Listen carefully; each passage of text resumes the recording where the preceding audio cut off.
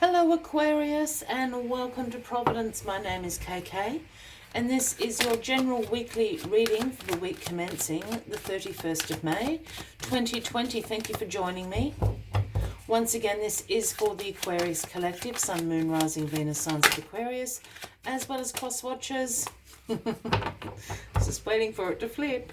Everyone is most welcome here, and as always, please be reminded that this is a general weekly reading and only to take what resonates with you and to leave the rest for somebody else out there in the collective Aquarius.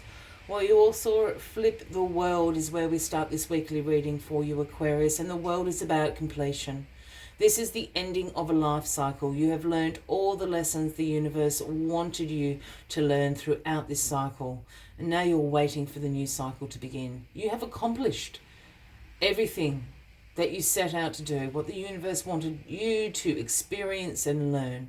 This is also a card about now integrating that wisdom, that experience into the new life cycle that will be beginning for you shortly. The World card can also sometimes signify travel. Perhaps you're traveling to a different place to start a new cycle, a new job, a new relationship, a new lifestyle. Those sorts of things are certainly going to be in your future. But at the moment, this is the completion of the life cycle. Congratulations, Aquarius. Jump through that laurel of victory there, guided by the four elements there in the corner. The universe is saying, great job. The world is your oyster. The world, you have the world at your feet, all those wonderful world sayings. This is what this is about. Completion of that life cycle. Congratulations. Let us get all the cards on the deck and let's find out what this next cycle may bring you. All right, card at the bottom of the deck this week for you is the Queen of Cups. Now, the Queen of Cups is a very emotionally stable queen. Her strengths are compassion, caring. Her intuition is on fire, on point. Her throne floats on water. She knows how to go with the flow. She understands the ebb and flow of life. She knows when to swim upstream and when to just go with the tide, so to speak. So this is a call, I think, for your intuition, your compassion this week. I think they're going to be attributes of the Queen of Cups. You can certainly embrace this week as you complete this life cycle. Queen of Cups is a lovely person to have looking out for you at this completion. The Happy Home card is crossing this completion, the Four of Wands. This is a card about celebrations. This is a card about harmony within the home, within your community, and celebrations within those environments as well.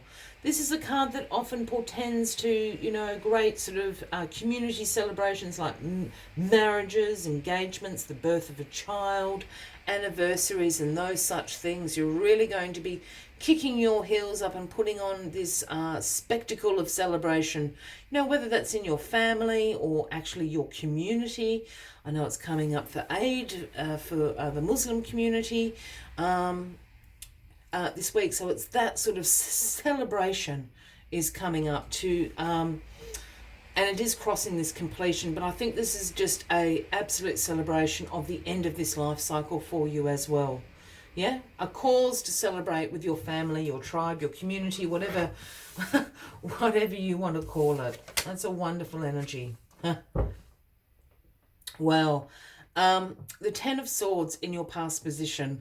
Now, the Ten of Swords is known as the Dark Night of the Soul. This is a card about painful endings. I think something in your relatively recent past has come to a painful ending. But now that was the completion of the cycle. It had to end so a new cycle can begin. It has caused a little bit of a deep wounds for you. There's a sense of being backstabbed, betrayed, as this card would suggest. But the new dawn here, this yellow strip I'm always drawn to in this card, and that's the new day dawning. And this is the completion of the cycle. I think in hindsight, I think this ending has happened in, you know, the last 8 to 4 weeks. It's relatively recent, the last couple of months. And I think with a little bit of time passing, you can see why it needed to happen. You know, you might not like it, it might still hurt, absolutely, but it's happened for a reason. It's to bring this cycle to completion.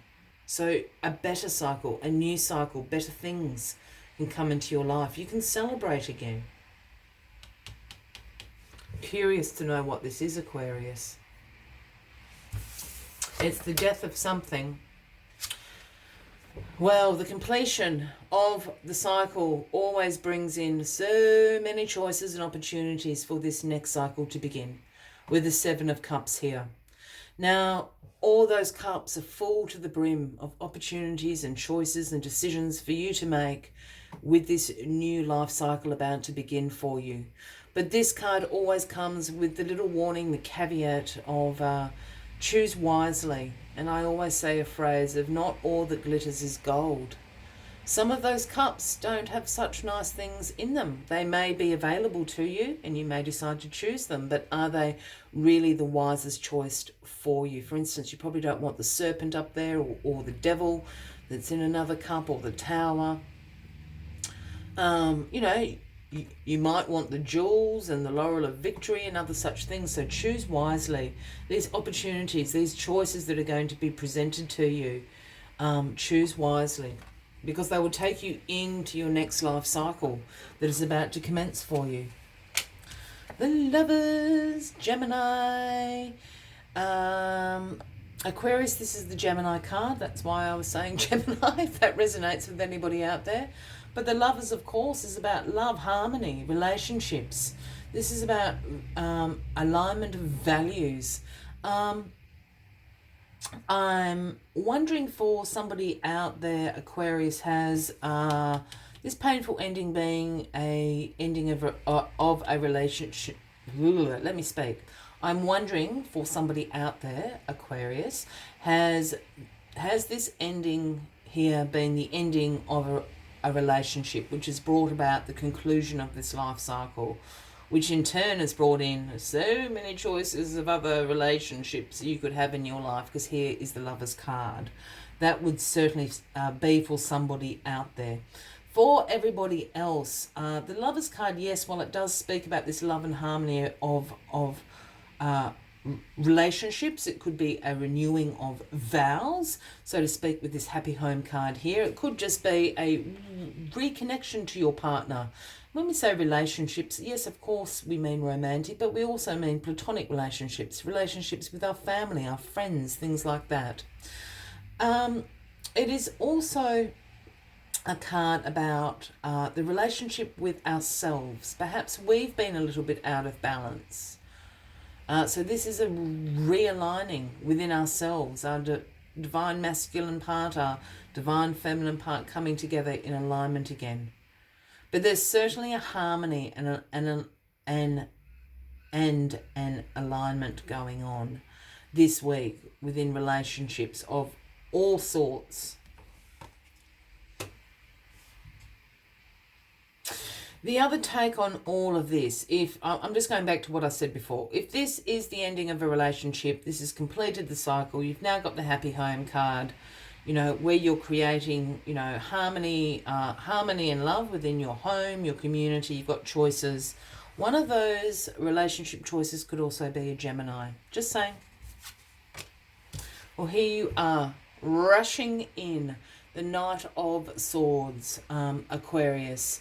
This is the fastest moving knight in the tarot. This is about action orientated, forward momentum, driven to succeed, charging into a situation here, ambitious.